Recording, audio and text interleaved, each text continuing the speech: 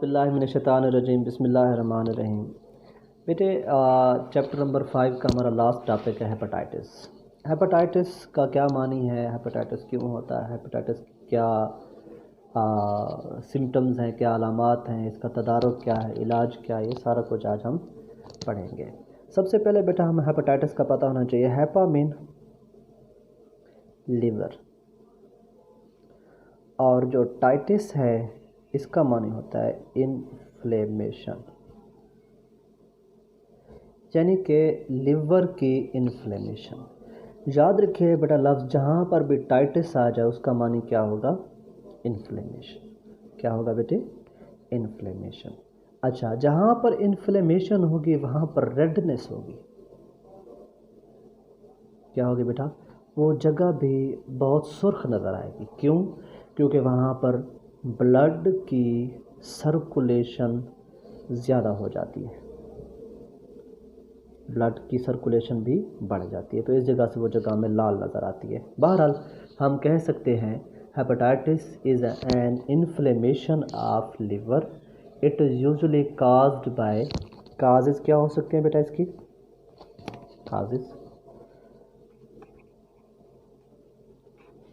Causes में जो चीज़ हम देखेंगे बेटा वो होगी कोई ना कोई वायरल इन्फेक्शन हो सकती है,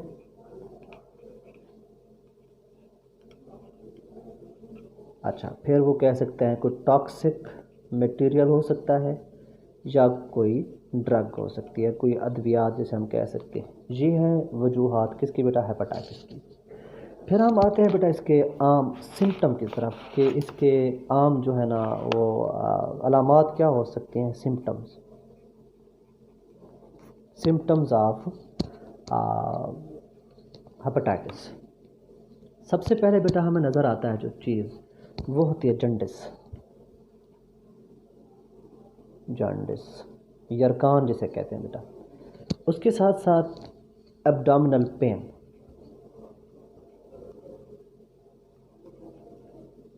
पेट में दर्द हो जाना, लिवर इनलार्जमेंट,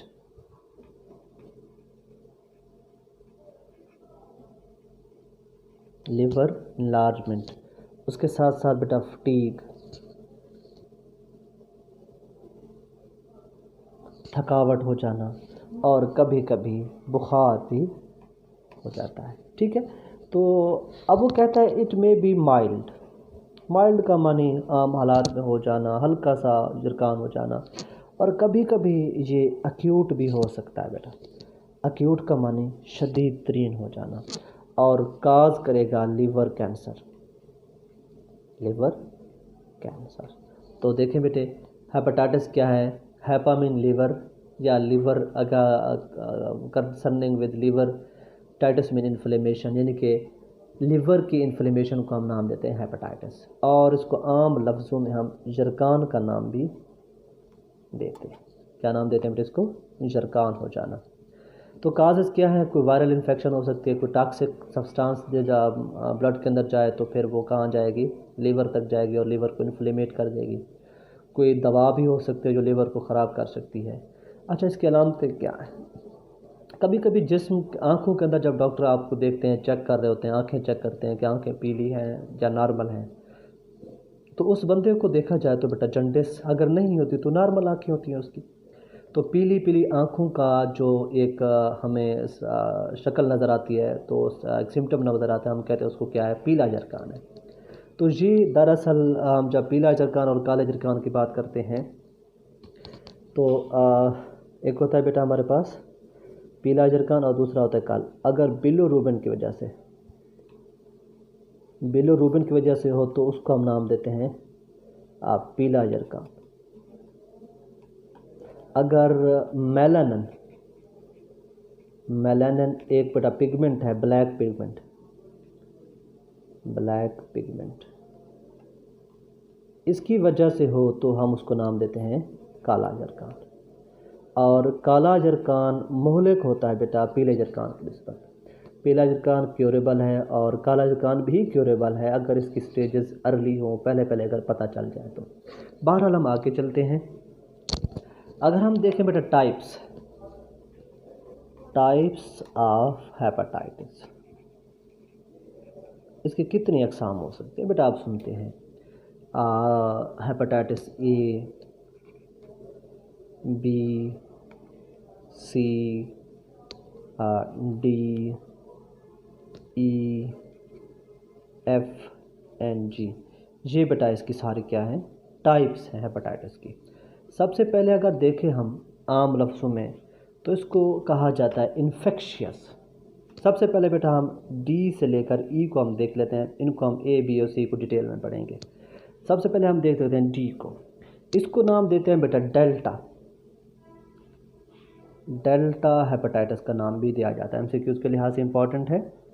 और कहा जाता है बेटा ये किसके साथ होता है, किसके साथ लिव्स करता है, किसके साथ रहता है, हेपेटाइटिस बी के साथ, एच बी वायरस के साथ। फिर वो कहता है बेटा ई, याद रखिए ये बहुत ही इंपॉर्टेंट टर्मिनोलॉजी मैंने इस्तेमाल की है। पहले वो कहता है कि ह्यूमन फीसेस के साथ, या ह्यूमन गंद होता है, हम कह सकते हैं जो यूरिन होता है कंसनट्रेटेड। और एक दफ़ा हल्बर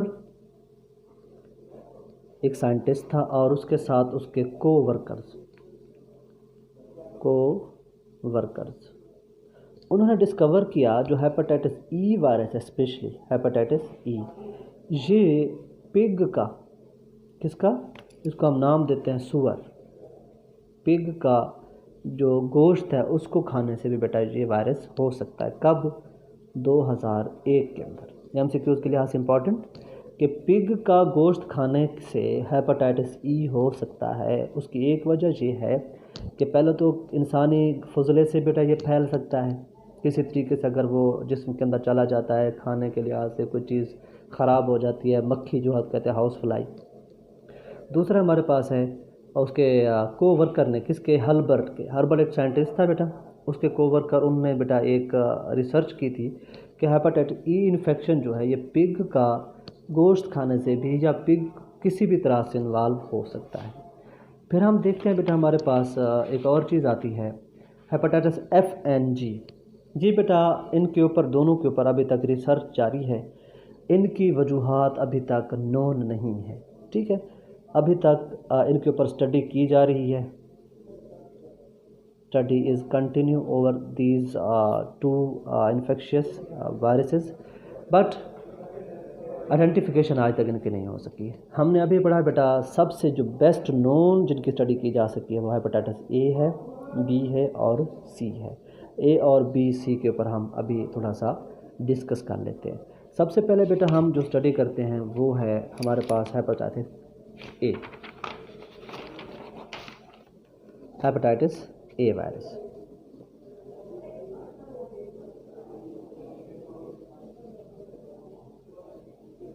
हाँ जी, हेपेटाइटिस ए। अब हेपेटाइटिस ए को जब हम स्टडी करते हैं तो फिर हमें इसका नाम पता चलता है। सबसे पहले आप लिखेंगे infectious virus, infectious hepatitis, infectious virus या इन्फेक्शियस हेपेटाइटिस। अच्छा, फिर बेटा आप जब इसको मज़ीद स्टडी करते हैं कि किस तरह से ये फैलता है, इसकी ट्रांसमिशन किस तरह हो सकती है, बेटा आप कहेंगे कि it is transmitted through infected, या हम कह सकते हैं पर्सन टू पर्सन, क्या बेटे, बाय फीसेस, जिसको आप आम ज़बान में कहते हो फुजला, कि इंसान के फुजले के साथ भी ये फैल सकता है फ्राम पर्सन टू पर्सन। अच्छा जी, अब उसकी काजेटिव एजेंट क्या होगा, hepatitis A virus. Hepatitis A इसलिए कह रहे हैं कि हेपेटाइटिस ए वायरस की वजह से ये फैलता है। और है क्या बेटा जी, RNA नॉन इन्वेलप्ड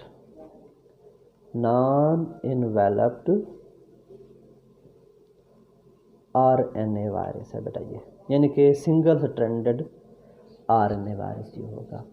और कहा जाता है caused mild short term and less virulent disease, यानी कि थोड़े से वक्त के लिए हो सकता है, शॉर्ट टर्म के लिए, और ये भी हो सकता है कि माइल्ड, बहुत हल्का सा अटैक करे, और ये लेस वीरुलेंट फार्म है किसकी बेटा, हेपेटाइटिस की। Hepatitis also cause it infectious hepatitis, person to person फैलता है, फीसेस से, जो उसके फीसेस होते हैं फुजला होता है।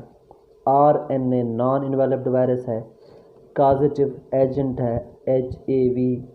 होता क्या है, थोड़े से वक्फे के लिए हो सकता है, हल्का होता है, लेस विरुलेंट है, मतलब ये डेथ काज नहीं करता अक्सर होगा। फिर हमारे पास आता है बेटा हेपेटाइटिस बी।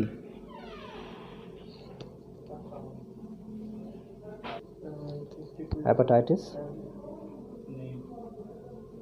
B virus. अच्छा जी, हेपेटाइटिस बी वायरस जो बेटा हम इसके बारे में पढ़ते हैं, सेकेंड मेजर फॉर्म,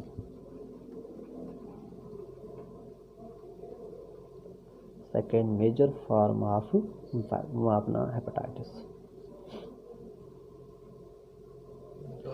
सो इसकी ट्रांसमिशन किस तरह से होती है, मज़े की बात, इसका दूसरा नाम भी हम कहते हैं सीरम वायरस।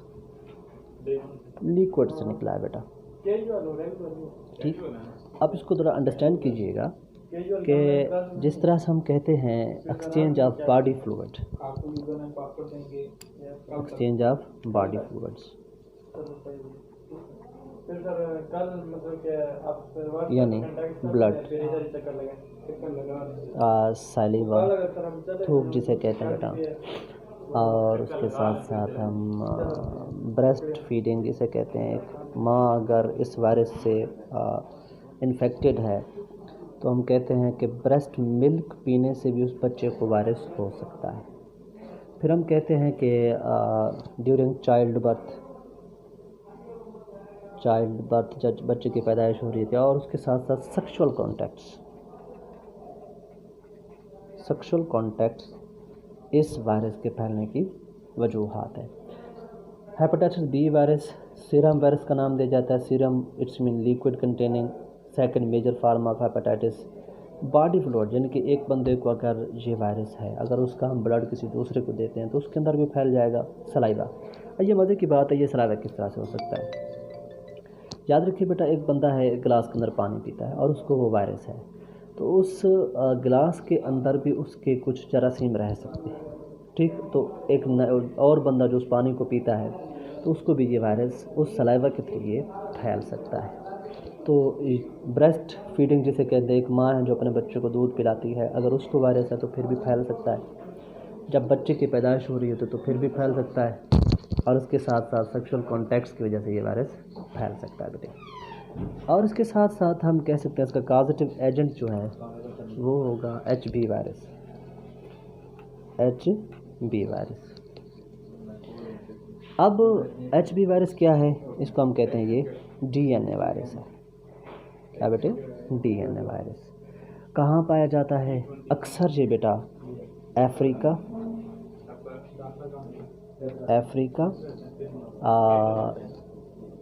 चाइना, फिलीपींस, इसको फिलिपाइन का नाम देते हैं बेटा, और कह सकते हैं हम बेटा सेंट्रल या मिडल ईस्ट का मानी सऊदी अरेबिया जैसे मुल्क हैं बेटा, सऊदी अरेबिया, ये मिडल ईस्ट के जो है ना रीजन में आता है। तो इन ममालिक में ये अक्सर बेटा वायरस पाया जाता है। इसके सिम्टम्स क्या हैं, सिम्टम्स, इसकी अलामात क्या हो सकती हैं बेटे। लॉस ऑफ एपिटाइट, इनके भूख का ख़त्म हो जाना, लॉस ऑफ एपिटाइट होगा, उसके साथ साथ मसल फिटेक होती, और उसके साथ साथ हम कह सकते हैं कि बुखार भी हो सकता है कभी कभी। और याद रखिए इससे भी बंदा फुल तौर पर रिकवर हो जाता है, ठीक हो गया। अब हम अगेन इसको पढ़ लेते हैं बेटा कि second major form of hepatitis serum hepatitis के नाम भी दिया जाता है। किस तरह फैलता है, बॉडी फ्लूइड को एक्सचेंज करने से, blood, saliva, breast feeding, during child birth, sexual contact भी। DNA वायरस है, कॉजेटिव एजेंट HB वायरस है, कहाँ कहाँ पाया जाता है? Africa, China, Philippines, Middle East, Saudi Arab जैसे ममालिक में बेटा। अलामतों में भूख का ख़त्म हो जाना, थकावट हो जाना, और इसका बेटा इलाज भी मौजूद है। और ये याद रखिए, हाँ, हेपेटाइटिस की जो ये बीमारी क्रॉनिक में चली जाए तो लिवर को डैमेज कर सकती है, लिवर डैमेज हो सकता है। और आखिरी जो बेटा हमारे पास वो है hepatitis C virus. Hepatitis C virus, causative agent HCV। और जब हम इसकी बात करते हैं, इसको कहा जाता है non A non B, non A और नॉन B। कैसे भाई? हमें A के बारे में पता है, B के बारे में पता है। जब हमें पता चलता है कि ना वो A है तो ना वो B है, तो हम उसको क्या कह सकते हैं? नॉन A ना B। तो फिर कुछ अरसे बाद इसको C का नाम दे दिया गया कि A भी नहीं है B नहीं, तो उसको C का नाम दे देते हैं। अच्छा, इसकी ट्रांसमिशन कैसे होती है? प्रेगनेंसी के दौरान बेटा हो सकती है, जब एक खातून प्रेग्नेंट हो,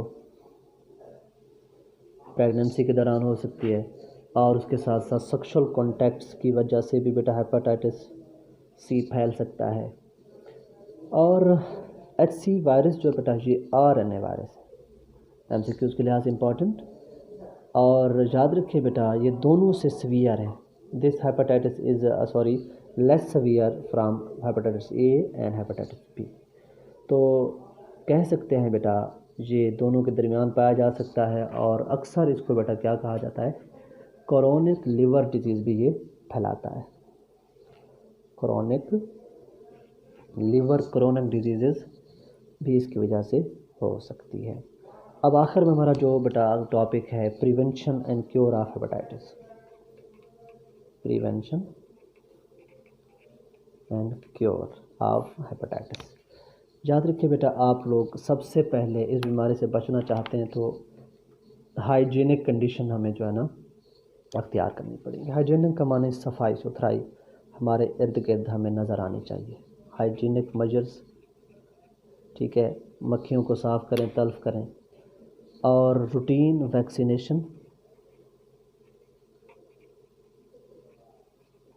वैक्सीनेशन हो सकती है बेटा इसकी। जब कभी ब्लड डोनेट कराएं तो उसकी स्क्रीनिंग होनी चाहिए। अगर किसी से ले रहे हैं भी ब्लड, स्क्रीन कराएं, तो उसको साफ़ कराएं। अगर वो ब्लड बिल्कुल प्योर हो तो वो ब्लड हमें लेना चाहिए, अगर नहीं है तो वो हमें नहीं लेना चाहिए। अगर ऑर्गन ट्रांसप्लांट हो रहा है, मतलब गुर्दे का ट्रांसप्लांट हम करवाते हैं, लीवर का कराते हैं, तो अगर वो डोनर जो दे रहा है उसका सबसे पहले चेक किया जाए कि ये जो डोनर ऑर्गन डोनेट कर रहा है वो बंदा वायरस ज़्यादा तो नहीं है, उसको हेपेटाइटिस तो नहीं है। जेनेटिकली इंजीनियरिंग बेटा HB वायरस की, यानी कि हेपेटाइटिस B वायरस की जो वैक्सीन अवेलेबल है, उसके साथ साथ A की भी अवेलेबल है बेटा। A और B वायरस दोनों की बेटा अवेलेबल है, लेकिन C के लिए ट्रायल्स जारी है। ये 20 साल पुरानी बात है बेटा, लेकिन C के लिए भी आज वैक्सीन अवेलेबल है, लेकिन आपकी बुक के मुताबिक ट्रायल जारी है। तो आपने बुक के साथ चलना है जैसे बुक में लिखा हुआ है बेटा, ठीक। तो ये था बेटा हमारा आज का टॉपिक, जिसके अंदर हमने हेपेटाइटिस A, B और C को डिटेल में पढ़ा। इंशाल्लाह नेक्स्ट लेक्चर में फिर मुलाकात होगी। तब तक के लिए अल्लाह हाफिज़।